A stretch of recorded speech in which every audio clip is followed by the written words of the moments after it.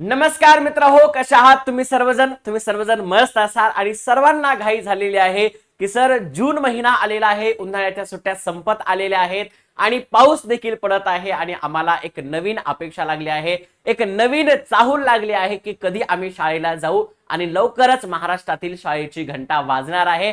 अर्थातच काही दिवसामध्ये ती तारीख सुद्धा आलेली आहे, ती तारीख सुद्धा तुम्हाला माहित आहे, पण असे काही नवीन अपडेट्स आलेले आहेत, त्या अपडेट्स बाबत आज आपण व्हिडिओ घेऊन आलेले आहोत। तर सगळ्या विद्यार्थ्यांना नवीन शाळेमध्ये, नवीन वर्गामध्ये, नवीन शिक्षक, नवीन मित्र आणि सगळ्या या गोष्टी, नवीन नवीन पुस्तकं, नवीन नवीन वह्या, नवीन नवीन दप्तर, या सगळ्या गोष्टींचा एक आनंद खूप छान आणि वेगळा असतो आणि या सगळ्या नवीन विश्वामध्ये तुम्ही पदार्पण करणार आहात यावर्षी। तुम्हाला माहित आहे, मला माहित आहे, तुम्हाला सुट्ट्यांचा थोडासा आळस आलेला आहे आणि लवकरच कधी शाळा सुरू होतील असं तुम्हाला सगळ्यांना वाटत आहे।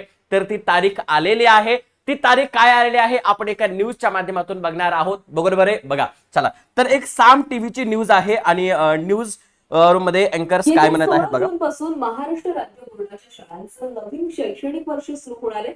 महाराष्ट्रातील विदर्भ विभागातील नागपूर, अमरावती, चंद्रपूर बघा, आता यांचं म्हणणं असं आहे की महाराष्ट्रातील ज्या महत्त्वाच्या शाळा आहे, म्हणजे महत्त्वाच्या नाही, म्हणजे जर आपण विचार केला तर महाराष्ट्रातील बऱ्याचशा भागामध्ये शाळा ह्या 16 जूनला सुरू होणार आहेत। 16 जून म्हणजे काय, आज 12 जून आहे आणि अजून 4 दिवसांनी शाळा सुरू होणार आहेत। मात्र विदर्भातील जर काही भाग सोडला, म्हणजे विदर्भातील भंडारा, गोंदिया, गडचिरोली, नागपूर, अमरावती या विदर्भाचा जर भाग सोडला तर बाकी 25 जिल्हे जे आहेत त्या 25 जिल्ह्यांमधल्या शाळा या 16 जूनला भरणार आहेत।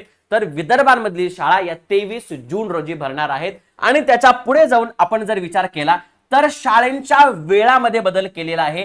शाळेंच्या वेळामध्ये काय बदल केला आहे बघा, शाळेंच्या वेळामध्ये जो बदल केलेला आहे तो शाळा सकाळी 9 ते संध्याकाळी 4 पर्यंत असतील। म्हणजे बऱ्याच ठिकाणी हा अजून निर्णय चालू आहे, अजून हा निर्णय घेण्यात आलेला नाही, मात्र यावर चर्चा चालू आहे की जर तुमची शाळा सकाळी 7 वाजता भरत असेल तर तिचा वेळ सकाळी 9 वाजता करण्याच्या हालचाली सुरू आहेत, कारण विद्यार्थ्यांना सकाळी पुरेशी झोप मिळावी आणि त्या संदर्भामधील चर्चा देखील सुरू आहेत।